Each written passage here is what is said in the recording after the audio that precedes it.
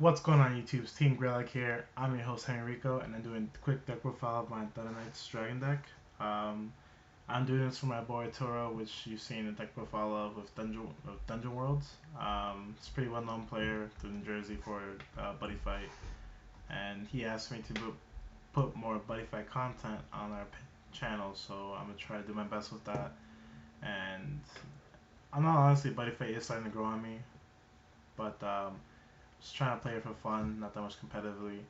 And I've been playing the same deck ever since I started. I've been playing Thunder Knights. It's pretty fun. I love the fact that I can get free cards out of this deck. Basically the pluses, and I'll show you guys why. Um, like I said, maybe, if you guys have different opinions or if you think it's a better card to play, just comment down below or message me. We'll discuss about it. I definitely want to see if I can improve my deck because I'm not familiar with too much Buddyfight cards, unfortunately. But let's go on with it. Obviously the flag, it's not a big deal. My buddy, the great size 1, 4K attack, 4 defense, 1 crit. Basically, when I have another Thunder in the field, you can move him automatically. So he's not that great. I mean, just the fact that he's a size 1, and his deck does plays a bunch of side 1s. Mainly just to support my size 2 monsters, so it's not that great, not that bad, but he's just a decent size 1 to play at the moment. So yeah, that's my buddy. I played 2 size 3s. Cold cost, pay 2 gauge. He has move and double attack. So first off, he can move by himself, which is great, and he has a double attack with 7 attack, 2 crit, and 6 defense. So he's a pretty big, beefy monster. Unfortunately, he doesn't have Soul Guard, which does suck. But then again, I have other support cards which could protect him or keep him on the field at least. So with that, you guys see later on in the video. So he's pretty important with the deck. Well, if not, he's pretty good against like Ancient World or Danger World, because unfortunately with Thunder Knights, it can't reach big enough attack power to take out the ones with the high defense. So, alright, played for the size 2. Basically, cold cost, pay 1 gauge. All Thunder Knights in the field gain move and gets an extra crit. So he's 5 defense, 5 attack, 2 crit. Not that big on attack and defense, but his effect is pretty amazing because he gives every other Thunder Knight crit and move ability. So with having this size 2 in the field and the size 1, that size 1 can automatically move by itself, and it gains an extra crit.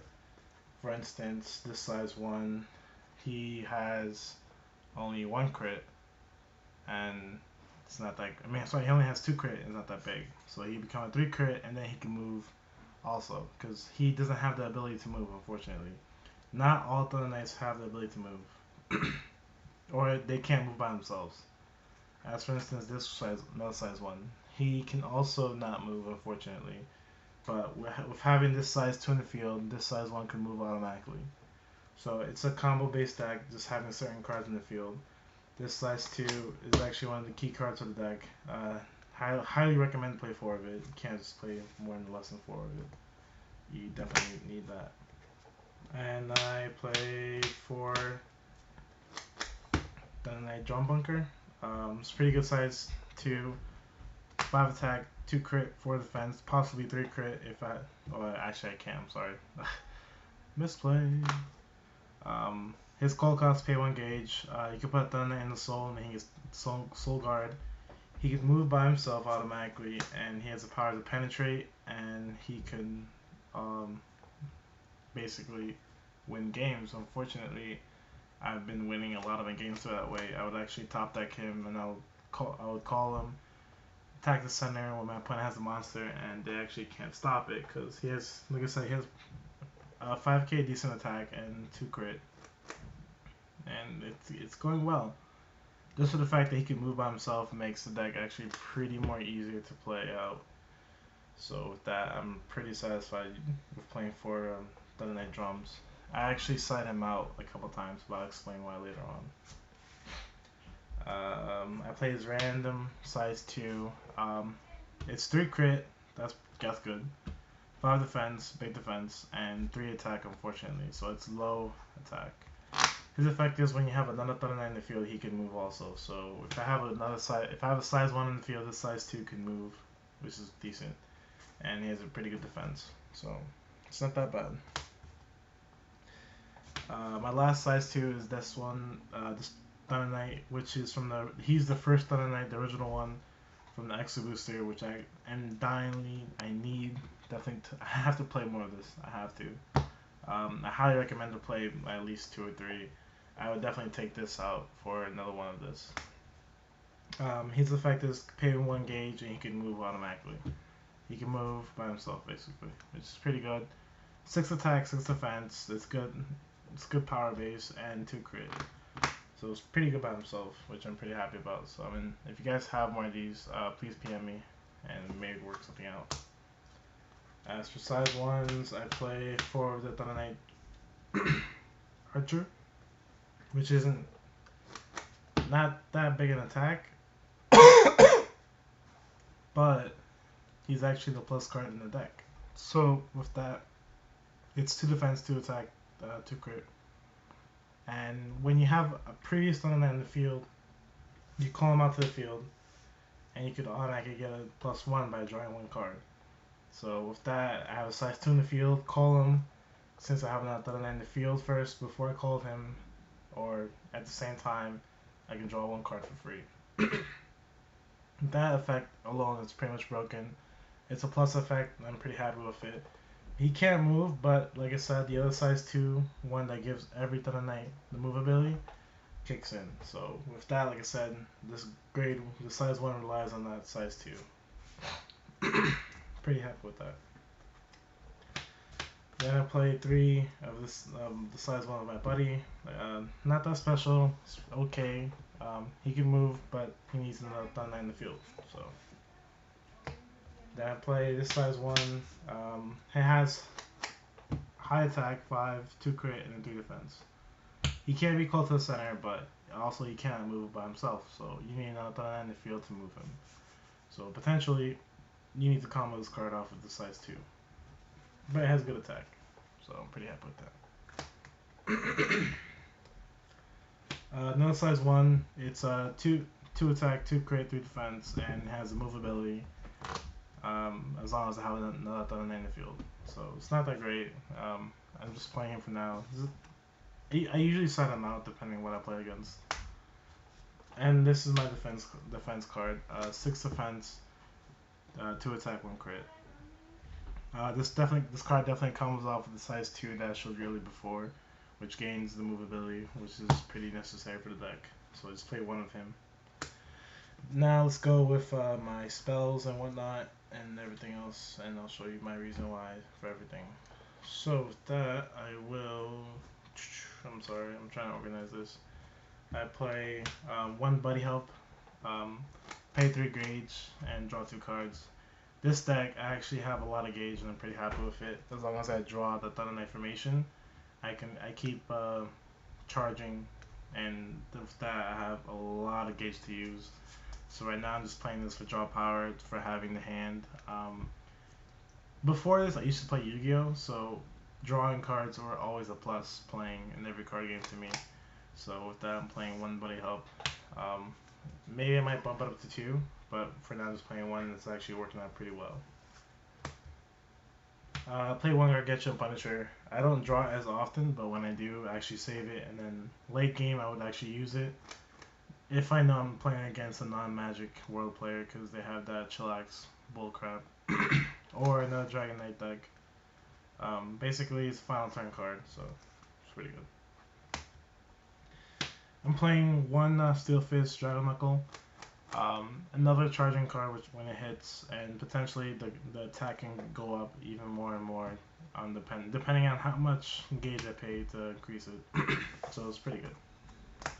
Then I play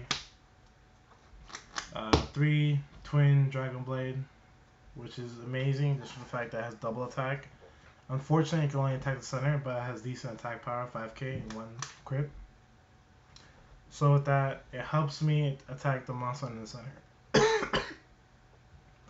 Basically, it'll help me link attack with my Dragon Knights, because like I said before, the Dragon Knights do have weak attack. I I don't know what I would play instead of this weapon.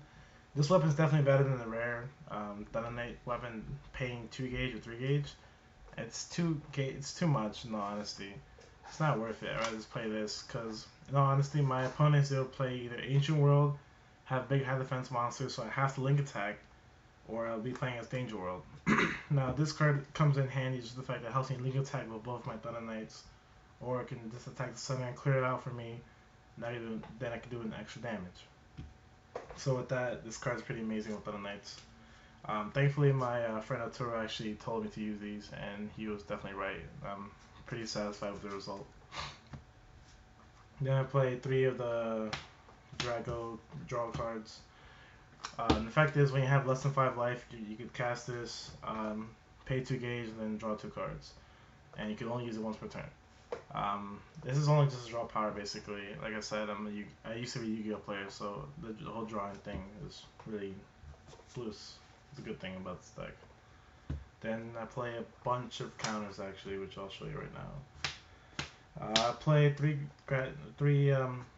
Dragon Shields, green Dragon Shields. It protects me, gains 1 life, but mainly I would use these to protect my Thunder Knights, because most players know that in order to beat the Thunder Knight deck, you have to attack.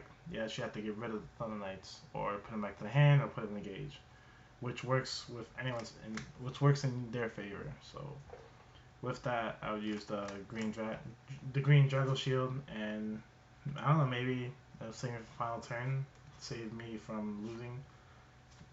Gaining life isn't bad either, but just the fact that I actually use these to protect my Thunder Knights a lot. I actually play this new thing, Dragon Barrier, which is really good. I didn't think it was great at first, but then when I actually started playing it, it would protect all of my size 2 and greater monsters, even if he was in the center. So, say if I had the size 3 one that I mentioned earlier before, which I'll get for you right now. Say if I had him in the center, well, actually, say I had him in the left. Then my opponent enters battle, move him, I would charge for formation, and if their monster is bigger, or they link attack, I would actually cast this Dragon Shield. It would protect him no matter what. It would keep him on the field no matter how big the attack is or the effect of a magic card or monster's effect.